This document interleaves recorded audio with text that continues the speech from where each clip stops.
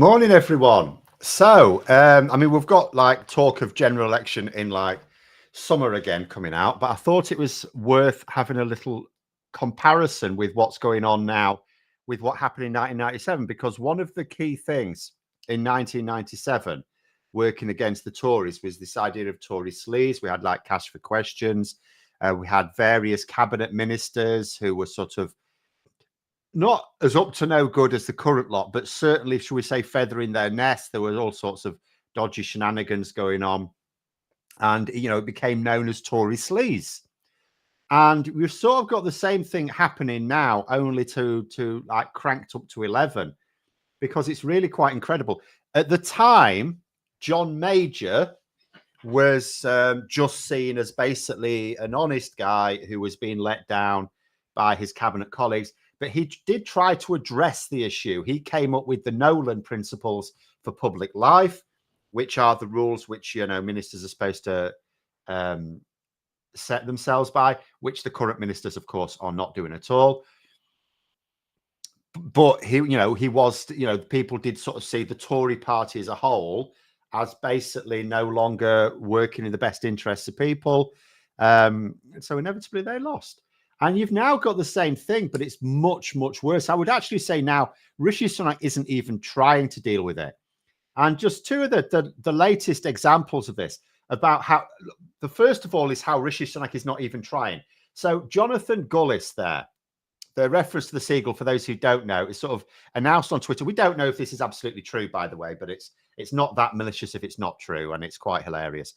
The suggestion was that when Jonathan Gullis was teaching in a particular school, that a kid photoshopped his head onto a picture of a seagull and called it Jonathan C. Gullis, and Gullis went absolutely mental. He was not a happy bunny. And I thought, like, as a teacher, I've had problems in schools. I've never been able to deal with the behaviour. If I'd have had something like that, I'd have thought it was hilarious. That's not even cruel. Like seagulls aren't even, I mean, they nick your chips, but they're not unpleasant animals, are they? But anyway, the point is, so he's been made deputy chair, right? Now, let us imagine, just for a moment, this is completely untrue, by the way. Let us imagine that Rishi Sunak made Jonathan Gullis deputy chair because he thought he's going to be good in a campaign. Because the job of the chair of the Tory party and the deputy chairs is ultimately to drive forward their campaigning. That's basically their job. So Jonathan Gullis should be taking a prominent role, not centre role, because that would be the chair of the party, but a prominent role in, for example, the local campaigns coming up, the mayoral campaigns. We've got like 10 mayoral elections coming up on May the 2nd, as well as about 2,500 council seats up for grabs. And he should be taking a key role. So presumably Sunak has picked him because he's particularly suited to the Tories' main campaign lines. So let's have a think what those main campaign lines are. The main one is the Rwanda plan, isn't it? Now, for those who don't know, Jonathan Gullis was trying to represent his party on the Rwanda plan on Sky News. And he was moaning about all these pesky peers, he called them. He obviously likes a bit of alliteration, as do I. And he says, these pesky peers, predominantly Labour, he said, which is not, well, about half of it is Labour in terms of the opposition to the government, but the Tories have got way more peers than Labour. And he says they're blocking this bill, this Rwanda safety bill. And Sophie Ridge said to him, hang on a minute, you didn't vote for this bill either. It's like, I voted for the Illegal Migration Act. He said, yeah, but you didn't vote for this, did you? No, but I wanted it to succeed. Now, have you ever heard of anything in your life? An MP who's there in Parliament is not like somewhere else and can't get to Parliament. He's in Parliament. He takes part in the debate, I believe, but he was certainly there. And he says he wants the bill to succeed, but he doesn't vote for it. Can you imagine?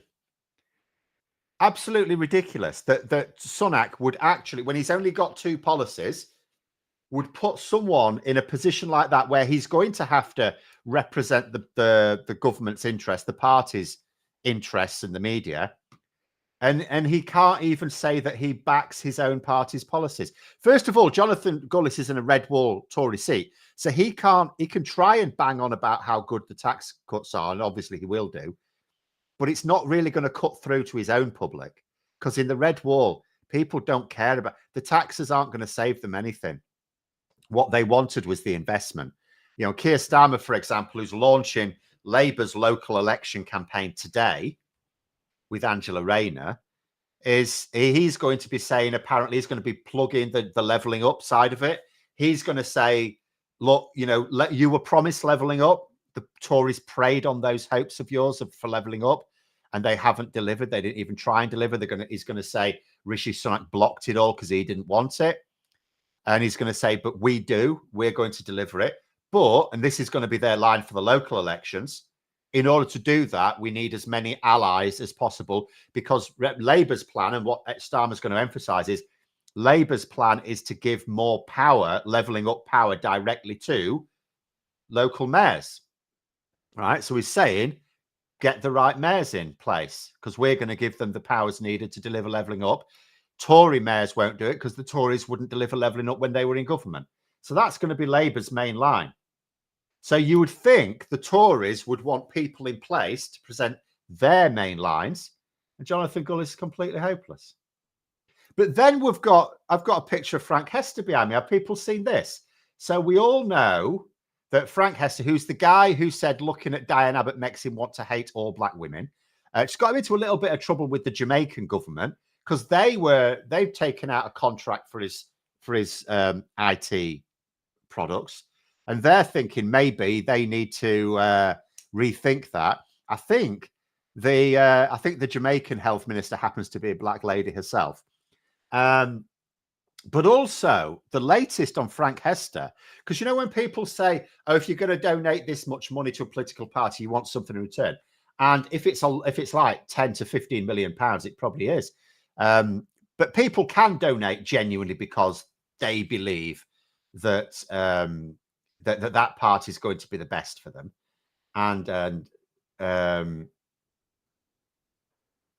but you know, we've just had a story coming out about Frank Hester, so it's like, does he really believe in the Conservative Party? Is he just someone who's really generous and he really believes in the Conservative Party? He doesn't expect anything in return. Yes, he's had public contracts, but you know, he bid for them all normally, and it's all perfectly legal and above board, and it's all fine.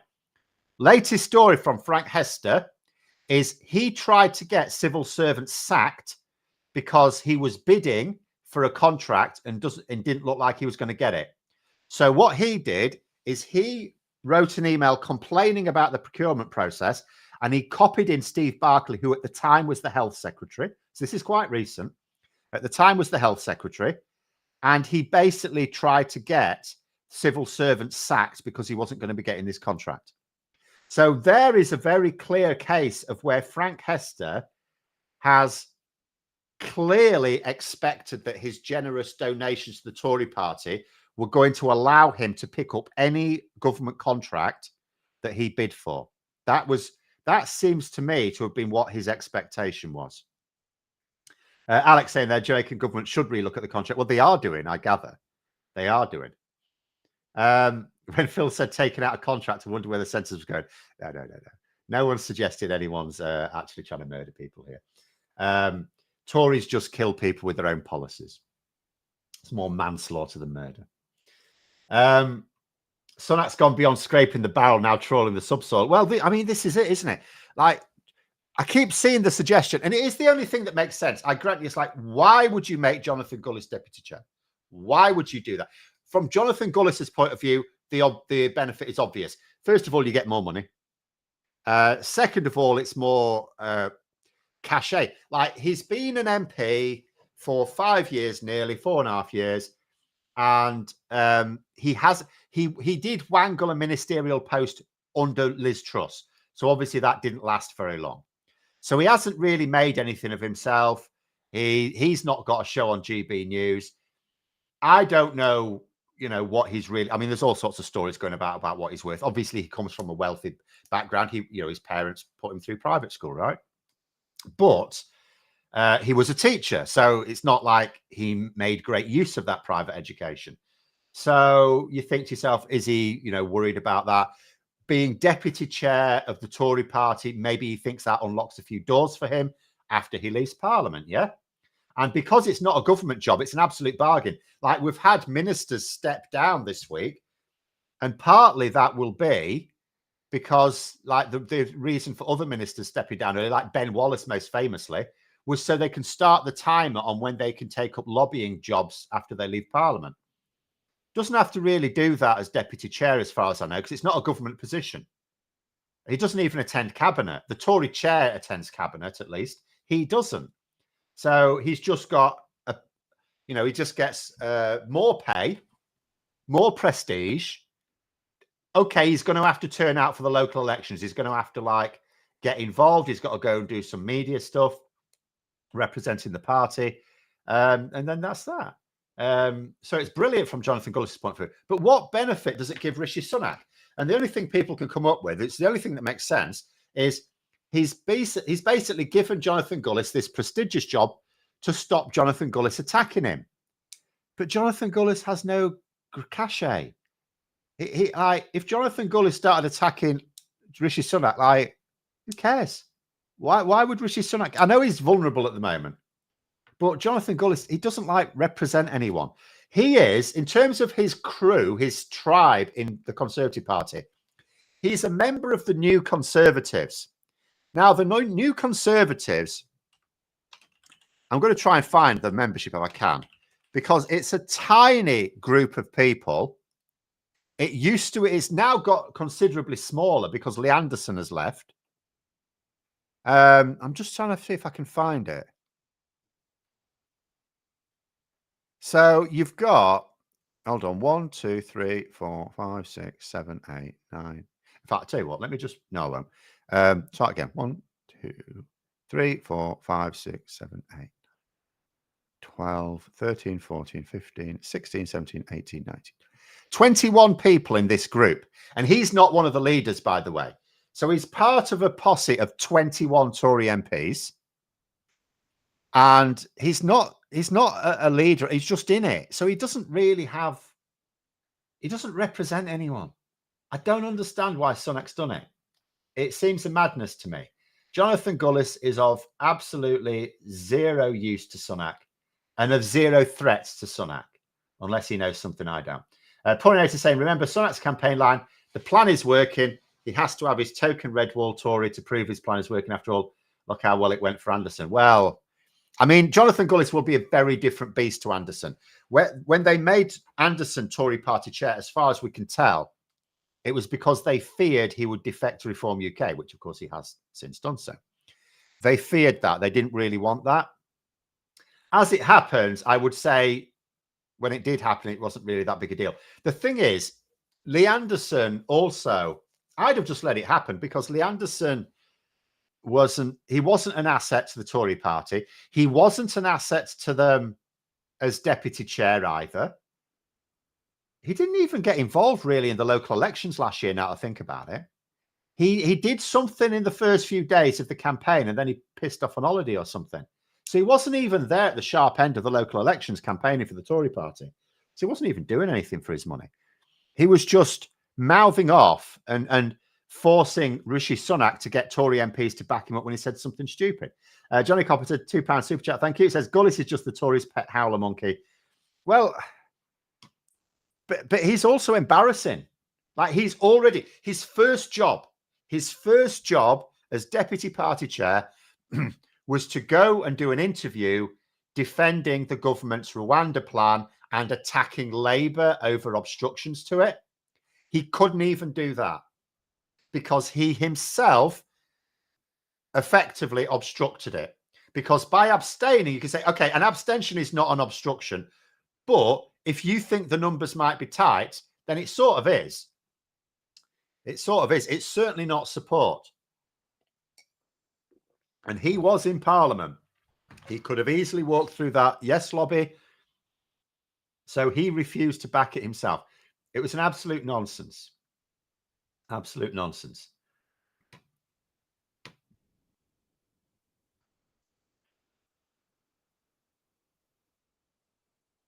Gary Arnold, £2 super chat. Thank you. Happy Easter.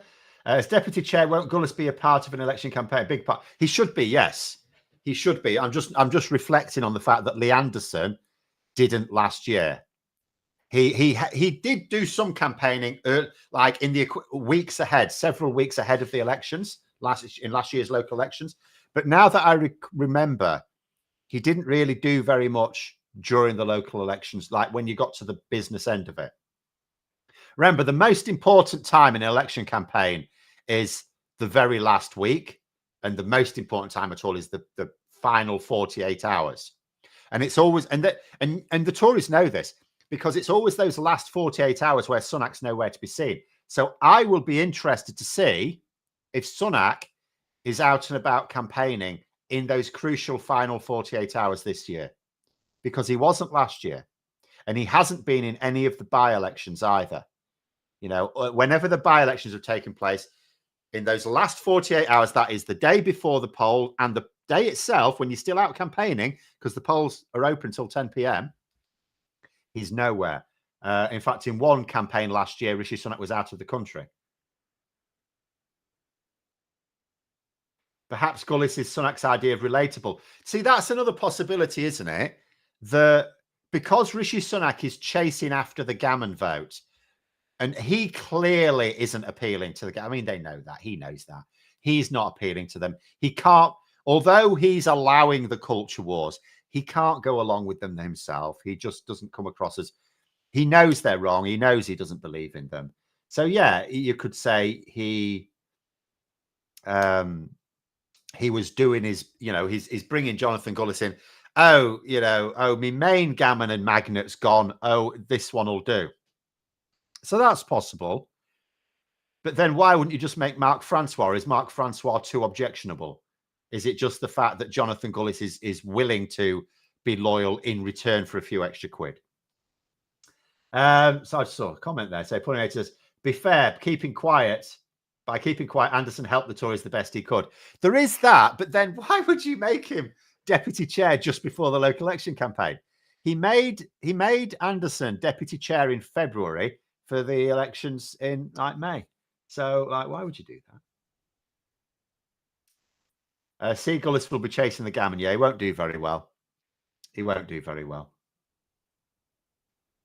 Tice mentioned Reform.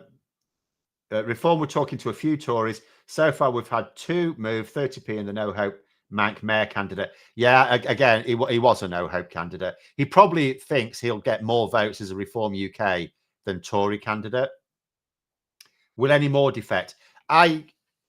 What I would say is, just because Lee Anderson defected doesn't mean that there are likely to be others.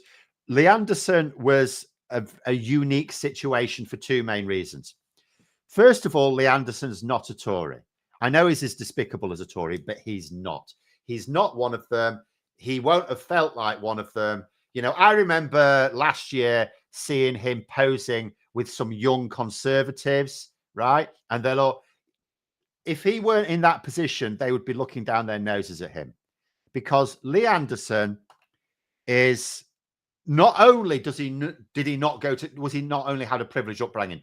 There are Tories who become one of them who don't have that privileged upbringing, but they have to have sort of made something of themselves, in their words.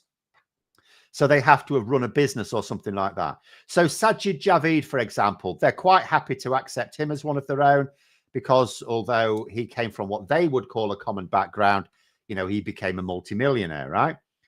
Margaret Thatcher, she thinks she came from an ordinary background, but she was accepted, revered even, because they see her as having made something of herself.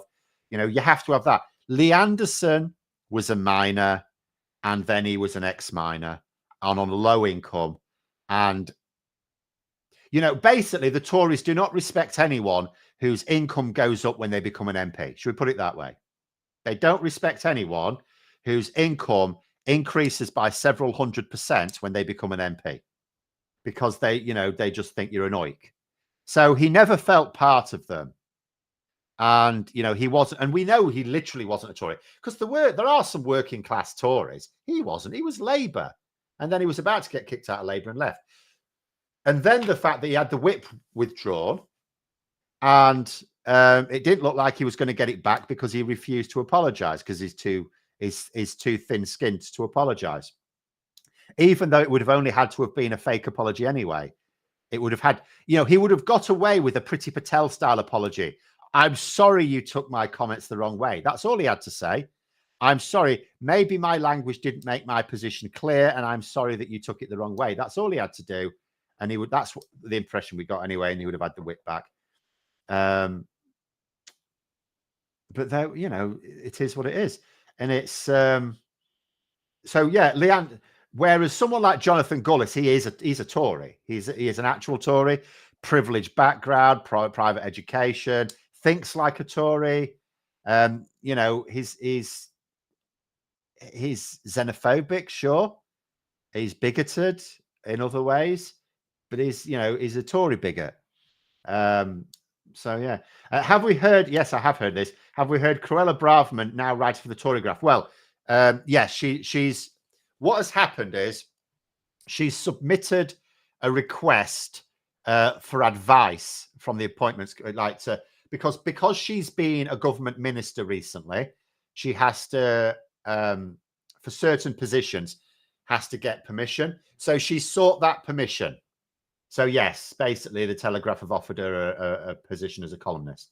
So regardless of what happens to her and the Conservative Party after the election, she's going to be writing in the Tory Graph, yes. So, and this is what I mean about Suella Braverman. She is going to be basically spewing her hate. I'll tell you what is interesting, though, about the Suella Braverman Telegraph position. If she became Tory leader, I don't think she'd be able to do it. In fact, she might not be able to do it anyway if she's an MP. Because, whisper it quietly, but I hear, I don't know the details, by the way. They haven't said exactly what the details are. But Labour have a bit of a policy of saying MPs shouldn't have certain second jobs, right? So it won't just be a Labour policy for their own MPs. After they've legislated, there'll only be certain types of work that MPs can undertake. So we know, for example, they'll be able to undertake a bit of legal or medical work to maintain registrations. They won't, as far as I know, be able to do any lobbying work.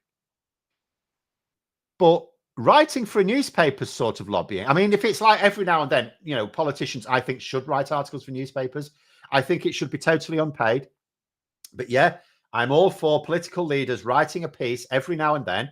But Labour could easily introduce a rule that says that, you're not allowed to be a regular columnist.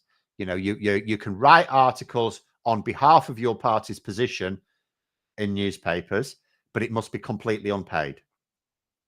No payment whatsoever in any form. That is certainly what I would do. So it may be, I don't know the details, but it may be that Braverman can't do it anyway.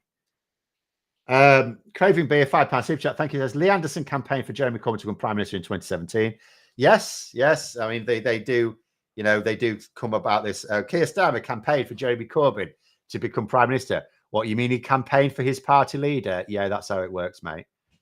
You campaigned for for Boris Johnson. You campaigned for Boris Johnson. But anyway.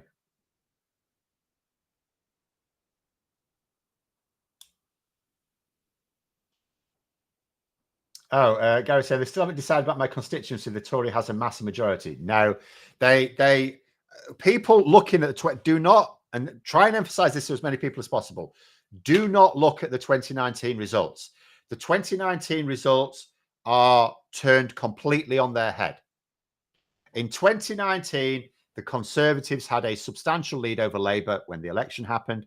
In 2024, Labour have a substantial lead over the Conservatives. So it's not just that the poll gap has narrowed and it's now a tight contest. If that had happened, if the polls had narrowed and Labour had gone up a bit, if Labour were like 7 or 8 points ahead, then you would go, yeah, safe Tory seats. Yeah, forget them. That is not the case. Labour are massively ahead. There are no safe Tory seats. The safest seat in the land is Christchurch. And the reason that is the safest seat in the land is because on the YouGov MRP poll, they have a lead of 16% over their rivals, which is not that much, really, if you have a concerted effort. But what makes it safe as well is because Labour and the Lib Dems are polling roughly evenly. So it's not obvious who the tactical vote would be. So the tactical vote will end up being split. So that's what makes that a safe seat. Most seats, if it has a lot, look at some of the seats that had massive majorities in 2019 that have already gone to Labour. Mid Bedfordshire, for goodness sake. You know, you had Selby and Ainsty. You know, you've had Wellingborough. These all had huge majorities. Tories got huge majorities in 2019. The majorities in 2019 do not count for anything. They're gone. Forget them. A load of those voters are now saying they're either going to vote for Labour, they're going to vote Reform UK, or they're not going to vote at all. Quite a lot of them have died. Do not forget, because the Tories heavily focus their efforts on attracting elderly voters, like obviously all parties have to appeal to elderly voters. Elderly voters are a large voting bloc. But because the Tories focus their offer, it's laser focused on elderly people,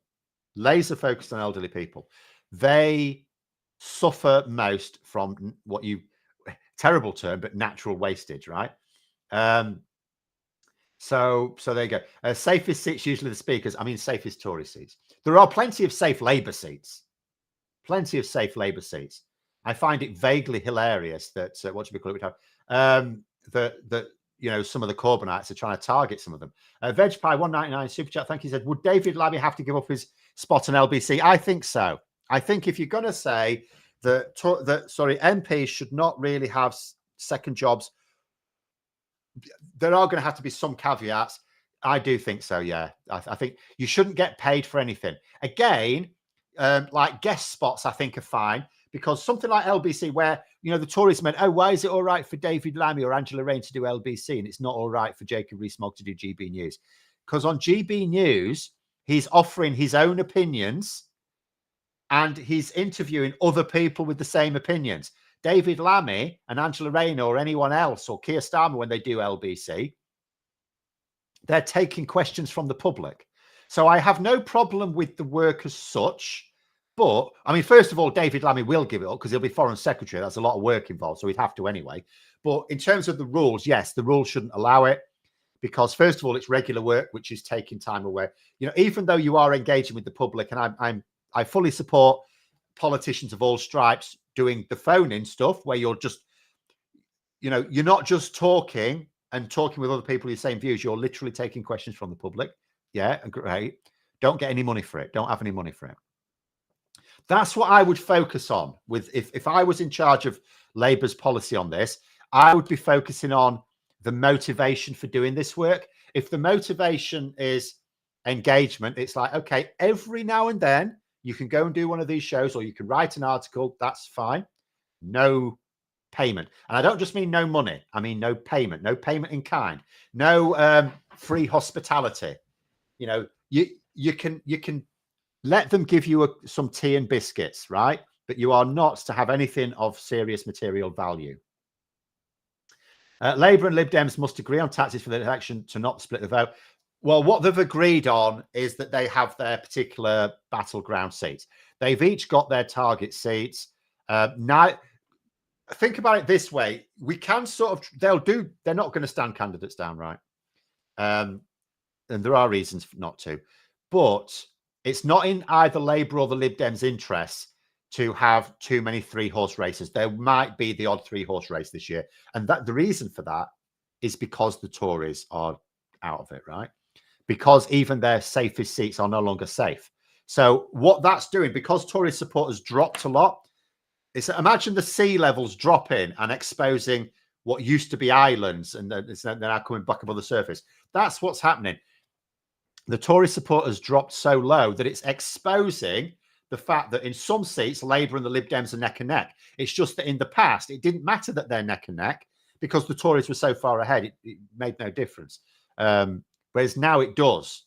Now, so it will expose a few genuine three-horse races. But there's, you know, if the Tories win some of those, okay, it just means they win a few seats. Whereas it's not in Labour's interest to target what are clearly Lib Dem target seats, because they're having to target so many seats themselves. It's a waste of money. It's a waste of resources. They can't target every seat in the country. It's too. They haven't got the infrastructure. They haven't got the money. Can't do it. You haven't got the staff. So they have to focus anyway. So do the Lib Dems. So they have to be efficient. So it's not a case of, working with each other. They know which seats they can credibly target. And it's a lot more than you would have thought a few years ago. But they know which ones they can credibly target, and they know which ones they can't. They're not going to throw resources at ones they can't, because they need, both Labour and the Lib Dems are going to be targeting more seats this year than is traditionally possible, than has ever been possible certainly in recent times. Didn't Starmer want to take a second job when he served in the previous leader's cabinet before he stepped down during the chicken coup? There was no chicken coup. He didn't step down from that, no. No, but Starmer did want to take a second job. Yeah, but that was perfectly normal. It was his legal work. It's quite normal for lawyers to take legal work as MPs. Jeremy Corbyn had a policy of, no, we shouldn't be doing that. We should focus on our jobs as MPs. And he went, fine. Yeah, no problem. And Starmer has since adopted that policy himself. So what's the problem? But no, Starmer didn't step. Starmer resigned from a junior shadow ministerial position because, again, over what was proven to be a crap position of Corbyn's, which he changed and then invited him back to cabinet. Starmer never stepped down from the shadow cabinet. In case you hadn't noticed, he was in the shadow cabinet come the election. But anyway, we've sort of run out of time again, haven't we? I'll just see if there's any more. Now, Starmer and Rayner launching the local election campaign right now. Yes, that'll be kicking off now. So I'm going to pay a little bit of attention to that this morning and try and get a video done as well.